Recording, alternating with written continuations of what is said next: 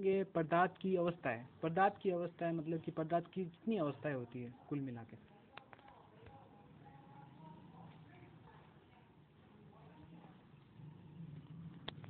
तो हमने देखा कि अपने आसपास के पदार्थ, अपने आसपास के पदार्थ ध्यान से देखें ये कितने प्रकार के होते हैं। हम पाते हैं कि पदार्थ अपने 3 रूप में होते हैं, ठोस, द्रव और गैस। पदार्थ की अवस्था उनकी कणों की विभिन्न विशेषताओं के कारण होती है, मतलब कणों की जो विभिन्न विशेषता होती है अलग अलग प्रकार की, उसके कारण पदार्थ की अवस्था। सबसे पहले पढ़ेंगे अपन ठोस अवस्था। ठोस अवस्था क्या होती है? निम्नलिखित वस्तुओं को एकत्रित करें: पेन, किताब, सुई और लकड़ी की छड़। जो ठोस अवस्था वो अवस्था होती है जिसके अंतर्गत क्या होता है,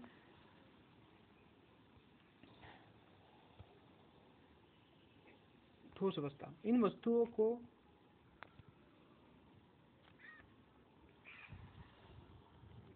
को चारों ओर पेंसिल से घुमाकर इनके आकार को रेखाचित्र करनी। निश्चित आकार, स्पष्ट सीमाएं, स्थिर आयतन।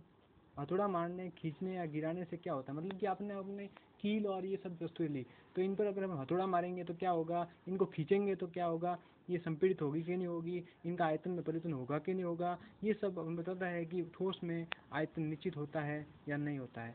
उपरोक्त सभी उदाहरण से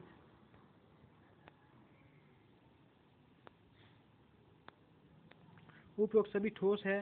ठोस के हम देख सकते हैं कि सभी का एक निश्चित आकार है, स्पष्ट सीमाएं हैं, स्थिर आयतन यानी नगण्य संपीड़ितता होती है। बाह्य बल लगाने पर ठोस अपने आकार को बनाए रखते हैं। बल लगाने पर ठोस टूट सकते हैं लेकिन इनका आकार नहीं बदलता है, इसलिए ये दृढ़ होते हैं।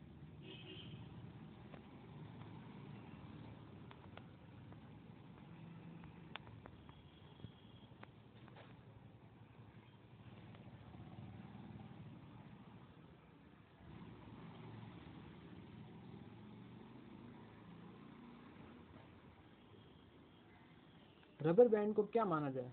रबर बैंड को क्या माना जाए? क्या खींचकर इसका आकार बदला जा सकता है? क्या ये ठोस है? विभिन्न आकार के बर्तनों में रखने पर चीनी और नमक उन्हीं के बर्तनों के आकार ले लेता है क्या? मतलब विभिन्न आकार के बर्तनों में हम चीनी और नमक डालते हैं तो उसके बर्तन का आकार ले लेता है। स्पंज क्या ये भी ठोस है क्या? ये अपना आकार बदलता रहता है। बाह्य बल, इससे पता लगता है कि बाह्य बल लगाए जाने पर रबर बैंड का आकार बदलता है। मतलब बाह्य बल लगाते हैं तो रबर बैंड का आकार बदलता है, इसका मतलब होता है कि उसका आकार बदलता है, मतलब ठोस का आकार बदल सकता है। बल हटा लेने पर पूर्ण अपने मूल आकार में आ जाता है। अतिरिक्त बल लगाने पर यह टूट भी जाता है। मतलब कि ठोस जैसे रबर बैंड होता है उसको अपन खींच भी सकते हैं और खींचने पर वो लंबा हो जाता है और बल हटाने पर वो पूर्ण अपने आकार में आ जाता है। मतलब बल, इसका मतलब ये, इससे ये सिद्ध होता है कि ठोस अपना आकार चेंज कर सकता है। चाहे हम शर्करा या नमक को अपने हाथ में ले, किसी प्लेट में रखें या किसी क्रिस्टल के आकार में नहीं बदलते। मतलब कि शक्कर, लेकिन नमक और शर्करा के जो दाने होते हैं वो अपने आकार नहीं बदलते। उनको अलग अलग प्लेट में लेके उनको आयतन को अलग अलग किया जा सकता है, लेकिन उनके शक्कर, उनके दाने होते हैं उनको वह उनके आकार नहीं बदलते। स्पंज में बहुत छोटे छोटे छिद्र होते हैं जिनमें वायु का समावेश होता है और दबाने पर वह वायु बाहर निकल जाती है, जिससे उनका संपीड़न संभव है। मतलब स्पंज जो होता है, स्पंज के अंदर क्या होता है कि उसमें छोटे छोटे छिद्र होते हैं और छिद्र में होने के कारण क्या होता है कि जो हवा होती है वो हवा उस छिद्रों में जाके समावेशित हो जाती है। जब हवा उसके अंदर समावेशित हो जाती है और जब हम उसको दबाते हैं तो वो हवा बाहर निकल जाती है और उस हवा के बाहर निकलने से उसका आकार वापस छोटा हो जाता है, स्पंज का आकार। और जैसे ही हम उसको छोड़ते हैं तो वापस हवा उसके अंदर आ जाती है और उसको स्पंज अपना आकार बड़ा रूप ले लेता है। इस कारण संपीड़ित होता है स्पंज। ये था। अब आते हैं द्रव अवस्था पे।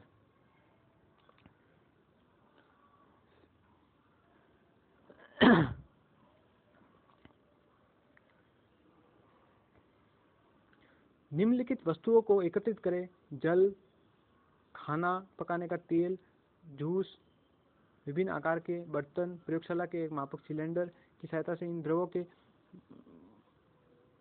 तो किसी एक द्रव का 50 मिलीलीटर रिएक्शन से हम इन प्रकार के खाने पकाने का तेल ले लिया, दूध ले लिया, जूस ले लिया, जल ले लिया, शीतल पेय ले लिया।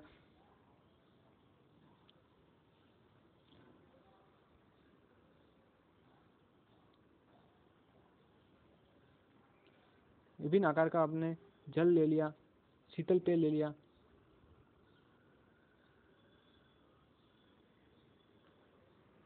जल ले लिया, खाना पकाने का जूस ले लिया, शीतल पेय ले लिया, बर्तन ले लिया, प्रयोगशाला के मापक सिलेंडर ले लिया।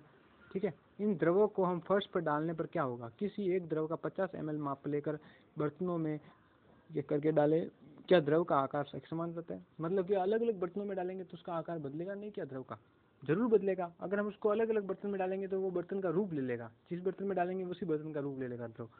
तो इस प्रेक्षणों से हमें इस पाते हैं कि द्रव का आकार नहीं लेकिन आयतन निश्चित होता है। मतलब कि आकार तो बदल सकता है लेकिन आयतन निश्चित होता है। आयतन फिक्स रहेगा, उसको न तो संपीड़ित कर सकते हैं हम, न ही उसको हम बढ़ा सकते हैं। वो जितना है उतना ही रहेगा, आयतन उसका निश्चित रहेगा। जिस बर्तन में हम इन्हें रखा जाए उसी का आकार ले लेता है। द्रवों में बहाव होता है, इनका आकार बदलता है, इसलिए ये दृढ़ नहीं लेकिन तरल होते हैं। मतलब द्रवों में बहने की प्रवृत्ति होती है, प्रवाहित होने की प्रवृत्ति होती है, इसलिए इनको हम तरल कहते हैं, इनको हम दृढ़ नहीं कहते, इनको हम तरल कहते हैं।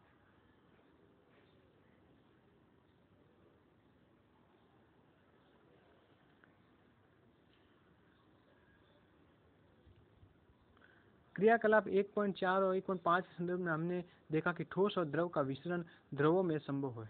मतलब ठोस और द्रव का विसरण द्रवों में संभव है, मतलब कि ठोस और द्रव जब मिक्स करते हैं तो वो द्रव में मिक्स हो जाते हैं। वातावरण की गैसें विस्तृत होकर जल में घुल जाती है। मतलब वातावरण की जो गैसें होती है वो भी द्रव में घुल सकती है। जैसे अपन सोडा वाटर पीते हैं तो हम CO2 की गैस को उसके अंदर डाल देते हैं। इसी विशेषतः ऑक्सीजन और कार्बन डाइऑक्साइड जलीय जंतुओं और पौधों के लिए अनिवार्य होती है। उसी प्रकार हम देखते हैं कि पौधे जो होते हैं, मछलियाँ जो होती है, वो पानी में जीवित इसलिए रहती हैं क्योंकि पानी के अंदर गैस के रूप में ऑक्सीजन घुली रहती है और उस ऑक्सीजन का उपयोग करते हैं जलीय जीव। इस कारण वो जलीय जीव पानी के अंदर जीवित रहते हैं।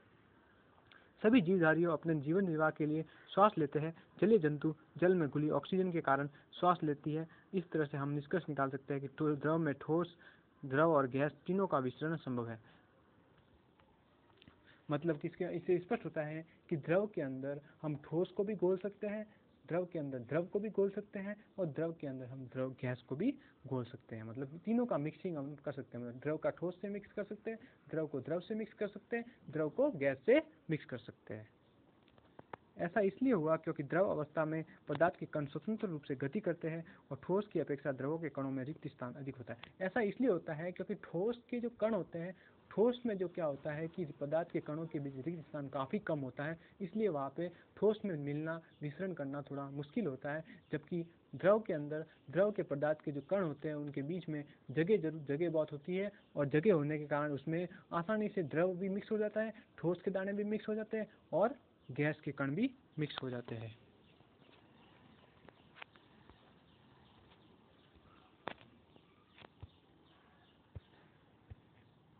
अब पढ़ते हैं हम, अब तीसरी अवस्था है जिसका नाम है हम गैसीय अवस्था। तो गैसीय अवस्था क्या होती है? आपने कभी इस गुब्बारे वाले पर ध्यान दिया? गैस के एक ही सिलेंडर से बहुत सारे गुब्बारे उसने भरता है। मतलब गैस के एक सिलेंडर से वो बहुत सारे, मतलब गैस जो होती है वो इस एक सिलेंडर में पूरी संपीड़ित हुई होती है। इस कारण वो एक सिलेंडर से बहुत सारे गुब्बारे भर लेता है। एक सिलेंडर से कितने गुब्बारे भरता है? अब एक क्रियाकलाप देखते हैं। 100 ml की 3 सीरीज ले और उनके सिरों के ऊपर रबर के कॉर्क को बांध दे।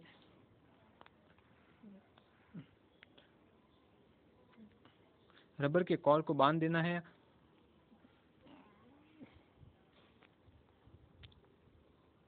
सौ एम एल सीरीज लेनी है, उसमें रबर के कॉर्क को बांध लेना है। अब सभी सीरीज को पिस्टन को हटा दे, पिस्टन को हमें हटा लेना है और सीरीज में हवा भरने देनी है। दूसरे में जल की और तीसरी में चौक के टुकड़े भर दे। मतलब एक पिस्टन को वापस सीरीज में लगाए, सीरीज के पिस्टन की गतिशीलता का आसान करने के लिए उसमें थोड़ी वैसलीन लगा ले ताकि वो उसमें वो फिसल न रहे, वो आसानी से गतिशील हो सके। पिस्टन को सीरीज में डालकर संपीड़ित करने की कोशिश करें। हम देखते हैं कि हमने क्या किया, 100 ml की एक सीरीज ली। सीरीज में क्या होता है कि 3 सीरीज ली, जिसमें एक सीरीज में तो हमने डाला चौक का टुकड़ा, एक सीरीज में डाला हमने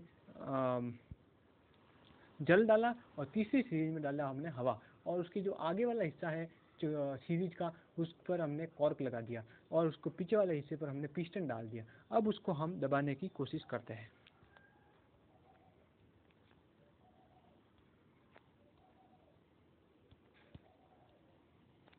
अब हम उसको दबाने की कोशिश करते हैं, क्या होता है। हमने देखा कि ठोसों और द्रवों की तुलना में संपीड़ितता गैस के अंदर काफ़ी अधिक होती है। ठोसों और द्रवों की तुलना में संपीड़ितता गैस में काफ़ी अधिक होती है। ठोसों और द्रवों की तुलना में काफ़ी अधिक होती है गैसों में संपीड़ितता, ठीक है ना। इससे हमें पता चलता है कि हमने जब इन तीनों में, एक में चौक ली, एक में अपने एक में चौक ली, एक में हमने जल लिया और एक में हमने पानी लिया, तो हमने देखा कि सबसे अधिक जो संपीड़ितता होती है, सबसे अधिक दबाने की प्रक्रिया होती है, वो किस में होती है, गैस में होती है। उससे कम होती है जल में, और जल से कम, सबसे कम होती है ठोस में।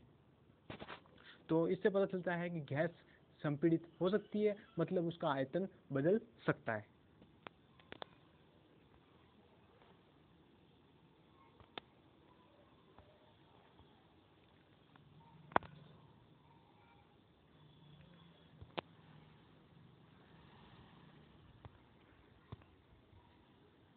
हमारे घरों में खाना बनाने में उपयोग की जाने वाली द्रवीकृत पेट्रोलियम गैस, मतलब liquefied petroleum gas, liquefied petroleum gas होती है, या अस्पतालों में दिए जाने वाला ऑक्सीजन सिलेंडर में संपीड़ित गैस होती है। आजकल वाहनों में ईंधन के रूप में संपीड़ित प्राकृतिक गैस का उपयोग होता है। संपीड़ितता काफ़ी अधिक होने के कारण गैस के अत्यधिक वाहन आयतन को एक कम आयतन वाले सिलेंडर में संपीड़ित कर लिया। मतलब कि आजकल क्या होता है कि हम जब वाहन चलाते हैं तो वाहन में भी हमने सीएनजी गैस का उपयोग करने लग गए हैं। सीएनजी गैस ऐसी गैस होती है जिसको पूरा संपीड़ित एक छोटे से सिलेंडर में हम संपीड़ित करके रखते हैं, और उस गैस का उपयोग हमें वाहन चलाने के लिए यूज में लेते हैं। साथ में हम घरेलू उपयोग में भी गैस का उपयोग लेते हैं, जैसे द्रवीकृत पेट्रोलियम गैस, जिसे एलपीजी कहते हैं, जिसे लिक्विफाइड पेट्रोलियम गैस बोलते हैं, जिसका उपयोग भी हम संपीड़ित करके एक सिलेंडर में रखते हैं, जिसका उपयोग हम गैस के घरेलू खाना बनाने के लिए करते हैं।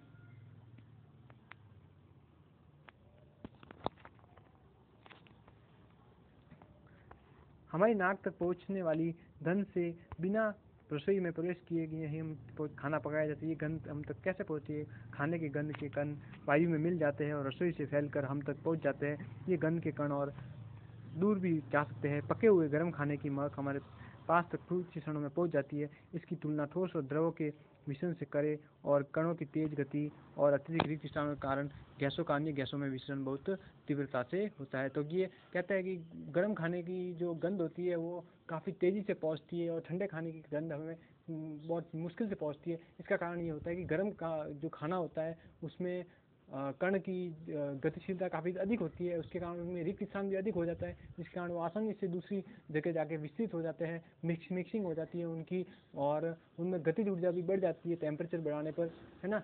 इस कारण गतिज ऊर्जा बढ़ने के कारण उनकी गति तेज होती है, उन अणुओं में रिक्त स्थान भी काफ़ी कम हो जाता है, और वह उनमें विसरण का गुण अधिक हो जाता है। और इसी विसरण के गुण के अधिक होने के कारण हमें गंध जो हमें अधिक तापमान वाले वस्तुओं की जो गंध है हमें आसानी से महसूस होती है। तो आज हमने क्या पढ़ा? गैसों की तीनों अवस्थाओं के बारे में पढ़ा। इतना पढ़ने के बाद में आपको समझ में आ चुका होगा कि गैस की तीनों अवस्थाएं, ठोस, द्रव, गैस, उनकी तीनों अवस्थाओं में ठोस की क्या विशेषता है, ठोस द्रव की क्या विशेषता है, और गैस की क्या विशेषता है, ये आपने समझ लिया होगा।